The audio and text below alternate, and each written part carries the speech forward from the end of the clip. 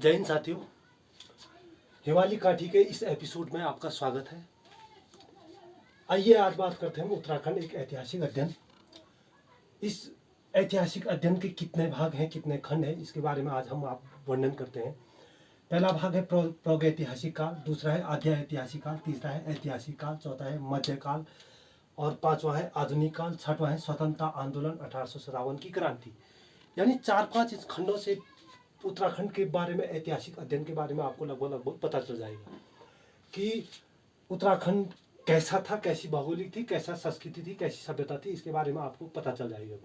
आइए बात करते हैं हम सीधे क्या प्रागैतिहासिक काल पे। प्रागैतिहासिक काल के विभिन्न स्रोतों और स्थलों से प्राप्त जानकारी से प्राप्त होता है कि क्या क्या प्रागैतिहासिक काल में थे।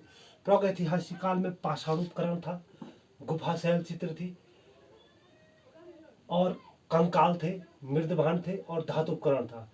तो ये 4-5 चीजों से क्या थे, प्रागैतिहासिक काल के बारे में हमें पता चलता है। सबसे पहला है कि लाखू गुफा। ये लाखू गुफा कहाँ पाया जाता है? ये अल्मोड़ा में पाया जाता है। सन 1968 में महेश्वर प्रसाद जोशी ने इसकी खोज की थी और ये क्या है, सुयाल नदी के तट पे है। यहाँ क्या पाया गया है, मानव पशुओं के चित्र पाए गए, नृत्य करता हुआ चित्र मिले और जिनको क्या है रंगों से सजाया हुआ दिखाया गया है। ठीक। दूसरा है ग्वारखा गुफा। ग्वारखा गुफा कहाँ पड़ता है? ये चमोली में पड़ता है ग्वारखा गुफा। और चमोली में पड़ने के कारण क्या है, ये अलकनंदा नदी के किनारे पे है ये और डुंगरी गांव के समीप है, जो गोपेश्वर के निकट है, 15 किलोमीटर की दूरी पे है। तो यहाँ क्या पाए गए, मानव, भेड़, बारसिंगा, लोमड़ी के रंगीन चित्र पाए गए। कहाँ? ग्वारखा गुफा में। ठीक। उसके बाद आता है किमनी गांव। किमनी गांव कहाँ पड़ता है? किमनी गांव थराली में है और थराली में होने के कारण क्या है, यहाँ भी प्रमाण मिले क्या, हल्के सफेद रंग के चित्र। कहाँ? किमनी गांव में।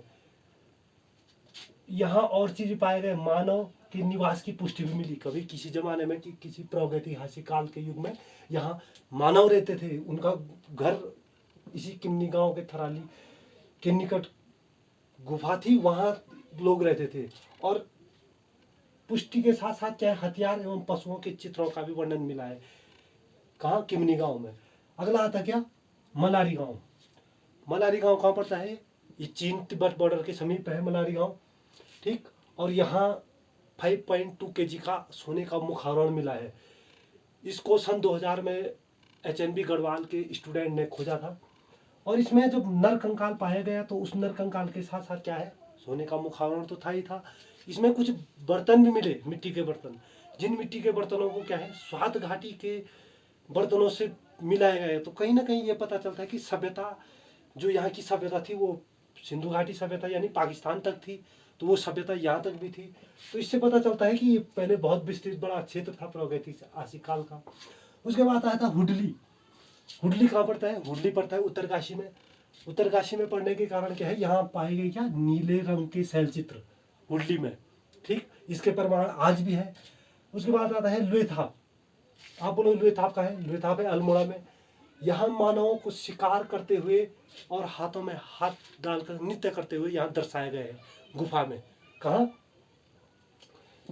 लुएथाप में। उसके बाद आता है पेटसाल। पेटसाल पड़ता है पूनाकोट में और ये कत्थई, यहाँ क्या है, कत्थई रंग के यानी स्लेटी रंग के नृत्य मानवाकृति यहाँ चित्र पाए गए, यानी नृत्य करते हुए मानवाकृति के चित्र पाए गए स्लेटी रंग के। ठीक। पेटसाल में। उसके बाद है फलसीमा। फलसीमा में क्या पाए गए, योग एवं नृत्य मुद्रा में मानवाकृति। कहाँ? फलसीमा में। ठीक। ये अल्मोड़ा में है। उसके बाद है रामगंगा घाटी। रामगंगा घाटी में क्या मिले, कप मार्क्स। कप मार्क्स उनको कहते हैं जैसे छोटे छोटे ओखली कहते हैं, जिन्हें हमारे पहाड़ों में या गढ़वाल में, कुमाऊं में ओखली कहते हैं। तो उन कप मार्क्स को ही कोई ओखली कहा जाता है जो ये। और यहाँ दूसरी चीज क्या मिले, पाषाण और शवागार, जो दफनाए गए शव के ग्रह थे वो भी मिले। पाषाण यानी पौराणिक किसी जमाने के मिले, कब के, प्रागैतिहासिक काल के। ठीक। और उसके बाद है बनकोट। बनकोट कहाँ पड़ता है? पिथौरागढ़ में पड़ता है। पिथौरागढ़ में पड़ने का यहाँ 8 ताम्र मानवाकृतियां मिली। कहाँ? बनकोट पिथौरागढ़ में। इसके बाद आता है, ये तो हुआ प्रागैतिहासिक काल का वर्णन। उसके बाद आता है आद्य ऐतिहासिक काल। आद्य ऐतिहासिक काल में जो ये प्रमाण मिले, तो इतिहास के जो स्रोत थे वो क्या क्या स्रोत थे, इन स्रोतों से भी पता चलता है। इनमें सबसे पहला स्रोत है धार्मिक ग्रंथ। आद्य ऐतिहासिक काल का वर्णन सबसे पहले धार्मिक ग्रंथों में मिलता है। और किसमें मिलता है? महाभारत हो गई, पुराण हो गए, इन पुस्तकों से भी क्या है, आद्य ऐतिहासिक काल का वर्णन मिलता है। उसके बाद है लौह युग, ताम्र धातु युग। तो इससे पता चलता है कि कहीं ना कहीं लौह और ताम्र से भी क्या है, इस सभ्यता में क्या थे, परिचित हो गए थे आद्य ऐतिहासिक काल में। ग्रामीण एवं नगरीय सभ्यता, ग्रामीण एवं नगरीय सभ्यता से भी यहाँ क्या है, पता चलता है कि आद्य ऐतिहासिक काल में क्या है, नगरीय एवं ग्रामीण सभ्यता विकसित हो चुकी थी। सिंधु घाटी सभ्यता हो गई, हड़प्पा सभ्यता हो गई, मोहनजोदड़ो की सभ्यता होगी। तो ये कहीं ना कहीं ये सभ्यता कहाँ थी, आद्य ऐतिहासिक काल की सभ्यता है। इसी में एक उत्तर कुरु का निवास होने के कारण यहाँ उत्तर कुरु शब्द का भी प्रयोग किया गया, उत्तर कुरु निवास का, ठीक। और दूसरा इसमें क्या मिलता है कि 5 हिमालयी खंडों का भी वर्णन मिला है। 5 हिमालयी खंड कौन कौन से हैं? पहला खंड है क्या, केदार खंड। दूसरा क्या है, मानस खंड। तीसरा क्या है, नेपाल। चौथा क्या है, जालंधर। और पांचवा कश्मीर। जो हरिद्वार से लेकर हिमालय तक के क्षेत्र को क्या कहा जाता है, केदार खंड कहा जाता है।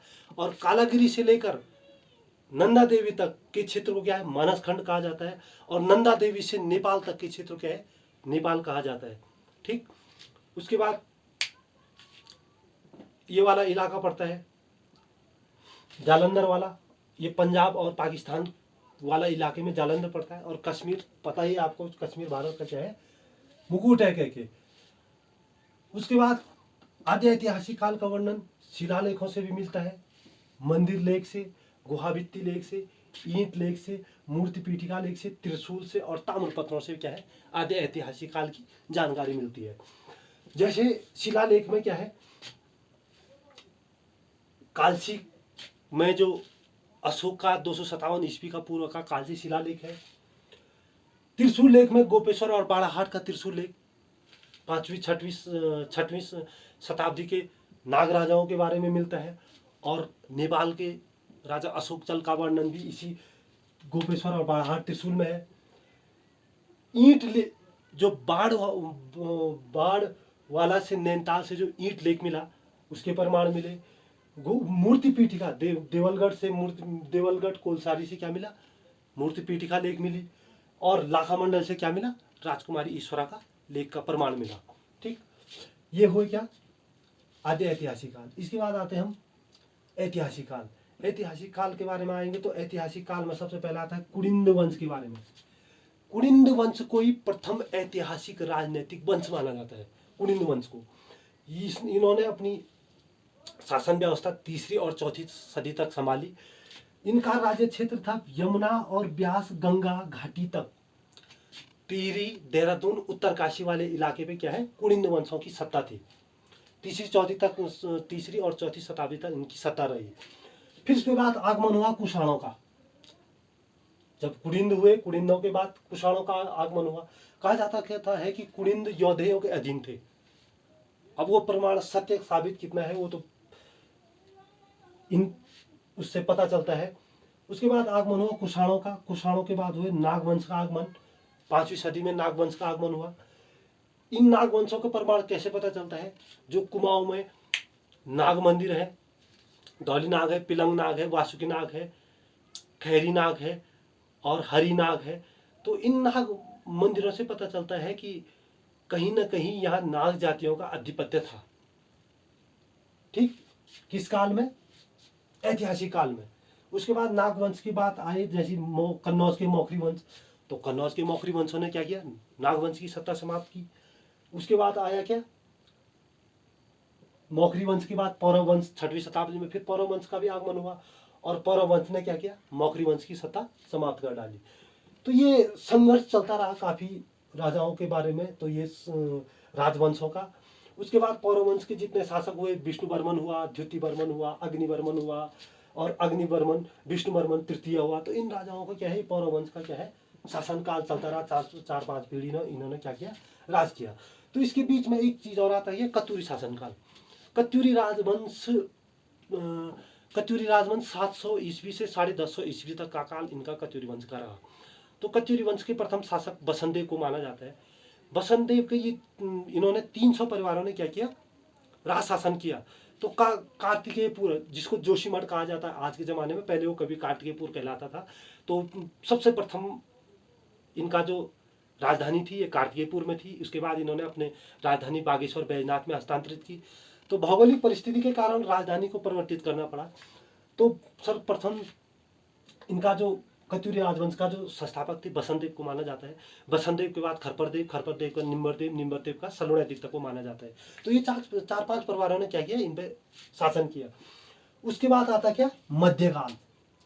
मध्यकाल आता है। मध्यकाल के बाद, मध्यकाल में दो चीजें हुई। एक तो कुमाऊं में चंद वंश और गढ़वाल में परमार वंश। जो कुमाऊं में चंद वंश है वो 1020 से और 25 ईस्वी तक इन्होंने शासन किया। कहा जाता है कि चंद वंश के संस्थापक सोमचंद थे। सोमचंद कहाँ से आए थे, जो अयोध्या नदी, सरयू नदी के किनारे हैं, जो अयोध्या में जूशी नामक स्थान से क्या है, सोमचंद आए थे। तो सोमचंद हुआ। सोमचंद के बाद कई राजा हुए, तिरमलचंद, पूर्णचंद, ज्ञानचंद। तो जैसे ज्ञानचंद है तो ज्ञानचंद को गरुड़ की उपाधि दी। जैसे चंद वंश की जो राज चिन्ह था वो गाय थी। तो एकमात्र शासक था जिसने क्या है, अपने राज चिन्ह को क्या बनाया था, गरुड़ बनाया था। तो जिस कारण इसको क्या है, गरुड़ की उपाधि दी। किसने दी, फिरोज शाह तुगलक ने।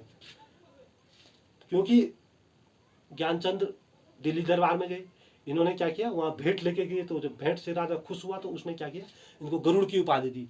तो गरुड़ की उपाधि दी तो इन्होंने अपने राज चिन्ह क्या बनाए, गरुड़ बना दिया था। और इसके बाद आता है कि जगतचंद के कालखंड को कहा जाता है कि जगत स्वर्ण काल कहा जाता है।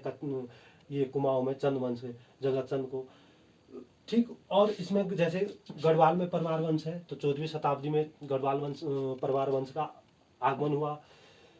इन्हीं परमार वंश को 52 ठकुरी राजा के नाम से भी जाना जाता है। और इनके जो संस्थापक थे कौन थे, कनकपाल थे। कनकपाल 688 ईस्वी से सन 1949 ईस्वी तक परमार वंश का राज शासन चला। विश्व में एक मात्र ऐतिहासिक राजवंश है जिसने सबसे अपना लंबा कार्यकाल चलाया, ठीक। तो कनकपाल को क्या है, परमार वंश का संस्थापक माना जाता है। और इनके बीच में कनकपाल हुए, सोमपाल हुए, अभिगत पाल हुए, विभुपाल हुए, आनंद पाल हुए, अजय पाल हुए। ये इन पाल वंशों ने क्या किया, राज शासन चलाया। तो अजय पाल ने क्या किया था, 52 गढ़ों को एक छत्र राज किया था। तो इसलिए इस क्षेत्र को गढ़वाल के नाम से जाना जाता है आज भी, ठीक। ये इनके प्रमाण है, जैसे देवलगढ़ में है, चांदपुर गढ़ है। तो ये अजय पाल के क्या थे, राजधानी थी। इन्होंने अजय पाल ने क्या किया, उसके बाद सन 1514 ईस्वी में क्या किया था, ये देवलगढ़ से श्रीनगर क्या की थी, राजधानी स्थापित की थी। एकमात्र शासक था जिसने अपने नाम के पीछे से शुरू किया था क्या, शाह की उपाधि। कौन थे वो, बलभद्र शाह, ठीक। बलभद्र शाह के बाद बहुत शाह राजा हुए, जैसे प्रद्युमन शाह हुआ, कीर्ति शाह हुआ, नरेंद्र शाह हुआ। और ये शाह जाति इन्होंने क्या है, अपने पीछे लगाई थी। जैसी मध्यकाल समाप्त हुआ तो मध्यकाल के बाद कुछ काल तक क्या है, आधुनिक काल का भी कालखंड रहा। तो आधुनिक काल में क्या है, गोरखाओं का आगमन। जैसे 1803 में क्या हुआ, गढ़वाल में भयंकर भूकंप आया। तो कुमाऊं में तो गोरखाओं का अधिकार था ही था, क्योंकि इन्होंने 25.5 साल तक क्या किया, कुमाऊं पे अधिकार किया, ठीक। 20.5 या 25 साल तक क्या है, कुमाऊं पे गोरखाओं ने अधिकार किया। तो जैसे इन्होंने कुमाऊं पे अधिकार किया तो तब तक यहाँ राजा बहुत शक्तिशाली थे। लेकिन 1803 में क्या हुआ, गढ़वाल में भयंकर भूकंप आया। भूकंप आने के कारण क्या हुआ, गढ़वाल छत विछत हो गया। क्योंकि 9 रिएक्टर पैमाने का भूकंप आया तो पूरा गढ़वाल तहस नहस हो चुका था, महामारी, भूखमरी, अकाल के कारण। तो इन्होंने इसी चीज का फायदा उठाया, किसने, गोरखाओं ने। और गोरखाओं ने इसी चीज का फायदा उठाया और इन्होंने क्या किया, हर्षदेव जोशी ने कहा कि जी अभी गढ़वाल क्या है, अपने में अक्षम है, तो इस पे धावा बोल दो। तो गोरखाओं ने क्या किया, हस्तिजल चतुर्या और अमर सिंह थापा के नेतृत्व में क्या किया, गढ़वाल पे क्या किया, आक्रमण किया। तो जैसे आक्रमण किया तो इन्होंने अपना बहुत सारा कुशासन चलाया, कई साल तक इन्होंने अपने न्याय प्रणाली चलाई। बहुत दयनीय स्थिति थी गढ़वाल की उस टाइम पे। तो गोरखाओं ने क्या है, गोलादीप, इनके जो न्याय प्रणाली थी, गोलादीप, तराजूदीप और क्या क्या क्या क्या इनके क्या थे, वो न्याय कानून व्यवस्था थी। ठीक, तो ये चलता रहा। फिर इनका जो 36 रकम 32 कलम वाला एक न्याय प्रणाली थी वो भी चली। तो ये इससे लोग क्या थे, बहुत तंग आ गए थे। उसके बाद क्या हुआ कि यहाँ ब्रिटिश का आगमन हुआ 1857 में, स्वतंत्र आंदोलन 1857 की क्रांति में ब्रिटिश का आगमन हुआ। तो ब्रिटिश का आगमन हुआ, तो जैसे ही ब्रिटिश का आगमन हुआ तो ब्रिटिश के आगमन होने के कारण क्या है, यहाँ गोरखाओं का क्या है, लोगों को गोरखाओं की अपेक्षा क्या है, अंग्रेजों का शासन क्या लगा, सुधारवादी लगा, क्योंकि गोरखाओं के कड़े नियम थे सीधे। और लोगों को गोरखाओं की अपेक्षा अंग्रेजों का शासन थोड़ा सुधारवादी लगा। ऐसे ही चलता रहा ये काफ़ी समय तक। उसके बाद जब अंग्रेजों ने भी यहाँ शासन करना शुरू कर दिया तो उसके बाद क्या है, कालू बेहरा ने एक अपना क्रांतिवीर संगठन बनाया। तो क्रांतिवीर संगठन, तो प्रथम स्वतंत्रता सेनानी के नाम से भी जाना जाता है कालू मेहरा को। और ये अगले पीसीएस में आया था कि कालू मेहरा के बारे में 15 नंबर का एक प्रश्न आया था कि कालू मेहरा के बारे में बताइए कि कालू मेहरा कौन थे कहके। ये तो पेपर में केवल, किताबों में केवल 2 नंबर का बताया जाता है थोड़ा सा, कि कालू मेहरा 1857 की क्रांति में बिसुंग चंपावत के रहने वाले थे। इन्होंने क्या किया था, क्रांतिवीर संगठन चलाया था और प्रथम स्वतंत्रता सेनानी के नाम से जाना जाता है। लेकिन जिन्होंने पढ़ा होगा उन्होंने तो लिखा ही होगा ये कम से कम। उसके बाद कई जन आंदोलन चले, कुली बेगार आंदोलन चला। कुली बेगार आंदोलन ये बहुत दयनीय स्थिति थी। ये अंग्रेजों का क्या था कि जैसे किसी गांव में थोकदार प्रधान होते थे उस टाइम अंग्रेजों के ज़माने में, तो ये क्या करते थे कि इस गांव से जैसे अंग्रेजों का खाना पीना रहना बोझा ढोना क्या है, इस गांव के सारे गांववासी उठाएंगे और दूसरे गांव तक क्या करेंगे, इनका सामान ढोएंगे। तो इससे क्या था कि लोग बहुत तंग आ चुके थे।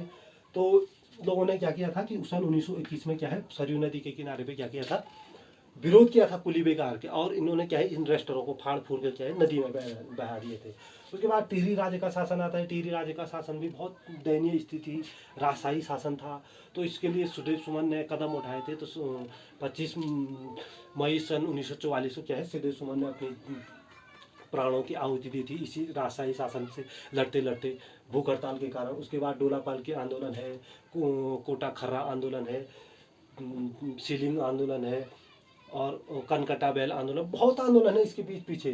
डोलापाल के आंदोलन का शुरुआत जयानंद भारती ने की थी, क्योंकि इसमें क्या थे कि जो दलित वर्ग के दूल्हे थे उनको डोले में बैठने का अधिकार नहीं था। तो जयानंद भारती ने क्या किया था, इसका विरोध किया था। उन्होंने कहा कि समान वो मिलना चाहिए, सबको अधिकार मिलना चाहिए। कोटा खर्रा आंदोलन था, इसमें भूमिहीन किसानों के भूमि को क्या किया था, सरकारी भूमि में शामिल किया गया था। तो बहुत सारे आंदोलन है।